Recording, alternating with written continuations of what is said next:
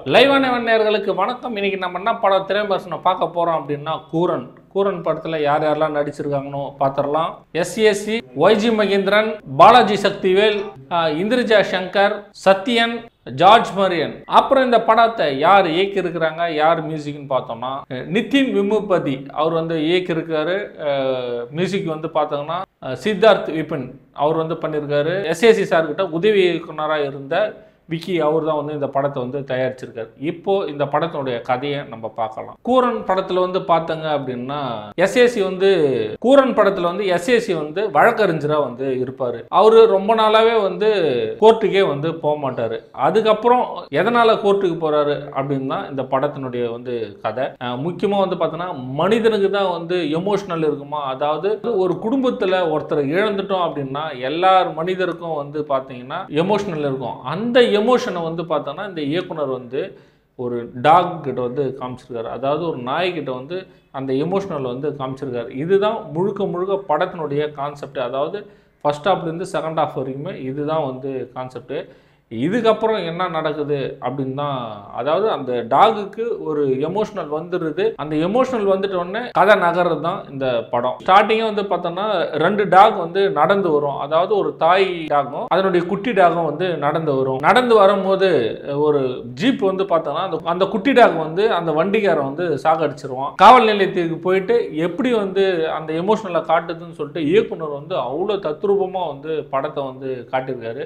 அதே போல் இந்த படத்தை வந்து எப்படின்னா 1 hour 48 நிமிஷம் தான், அதாவது 1.25 மணி நேரம் தான் இந்த படத்தை வந்து டூரேஷனே.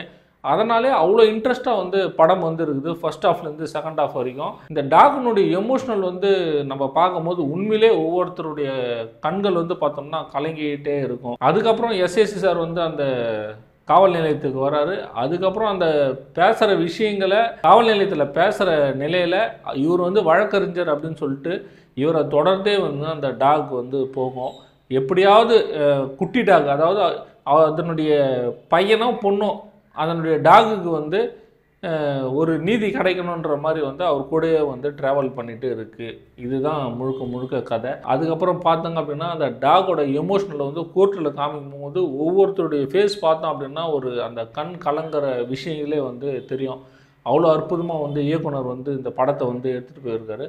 அதுக்கப்புறம் பார்த்தோங்க அப்படின்னா இந்த டாக் பேசுகிற விஷயங்களை வச்சு பார்த்தோம்னா, அதாவது போலீஸ் டாக் அப்படின்னு சொல்லிட்டு தெரிய வரும். இந்த போலீஸ் டாக்னு தெரிஞ்ச உடனே அதனுடைய பெயர் வந்து பைரவா அப்படின்னு வந்து தெரிய வரும். அதுக்கப்புறம் தான் இந்த கதையை எந்த அளவுக்கு வந்து செகண்ட் ஹாஃப் வந்து எடுத்துகிட்டு போகிறாரு அப்படின்னு சொல்லிட்டு தான் இந்த படத்தினுடைய கதை. அதாவது முழு கதையும் வந்து நான் உங்ககிட்ட சொல்ல போகிறது கிடையாது. ஏன் அப்படின்னா இந்த படத்தை வந்து ஒவ்வொருத்தரும் பார்க்கக்கூடிய ஒரு படம் அப்படின்னும் நம்ம வந்து சொல்லலாம். அந்த டாகோட எமோஷ்னலில் வந்து நம்ம ஒவ்வொருத்தரும் ஸ்க்ரீனில் உட்காந்து பார்க்கும்போது நம்மளுக்கு வந்து பார்த்தோம்னா அந்த எமோஷனல் வந்து நம்ம கண்ணில் வந்து தெரியும். அந்த டாகுக்கு ஏற்பட்ட வலிகள் வந்து நம்ம கண்ணில் வந்து ஸ்க்ரீனில் வந்து தெரியும் அப்படின்னே நம்ம வந்து சொல்லலாம். அந்த அளவுக்கு வந்து ரொம்ப அழகாக வந்து இயக்குனர் வந்து எடுத்துகிட்டு போயிருக்காரு. அதே போல் மியூசிக் வந்து அவ்வளோ அற்புதமாக வந்து அந்த கதைக்கு ஏற்ற மாதிரி மியூசிக் வந்து அவ்வளோ அற்புதமாக பண்ணியிருக்காரு. எஸ்ஏசி சாரை சொல்லவே வேண்டாம். இந்த வயசுலேயும் இது மாதிரி வந்து அவர் பண்ணியிருக்கிற விஷயங்கள் வந்து பார்த்தோன்னா எல்லாருமே வந்து பாராட்டுறாங்க. படம் பார்த்துட்டு வந்து அந்த அளவுக்கு வந்து அற்புதமாக வந்து பண்ணியிருக்காங்க. செகண்ட் ஹாஃப் வந்து பார்த்தோங்க அப்படின்னா இந்த டாகுக்கு நீதி கிடைச்சதா இல்லையா, அதாவது அதனுடைய குட்டி டாக் வந்து சாவடிச்சான் தெரியுமா, அவனுக்கு வந்து தண்டனை கிடைச்சதா இல்லையா அப்படின்னு சொல்லிட்டு தான் முழுக்க வந்து இந்த படத்தினுடைய வந்து கதையே. அதே போல் ஒய்ஜி மகேந்திரன் வந்து பார்த்தோங்கன்னா ஜட்ஜா வந்து நடிச்சிருக்காரு. இந்த கிளைமேக்ஸ் தான் நம்மளுக்கு எல்லாருக்குமே வந்து ஒரு முக்கியமான ஒரு விஷயங்களாகவே வந்து இருக்கும்.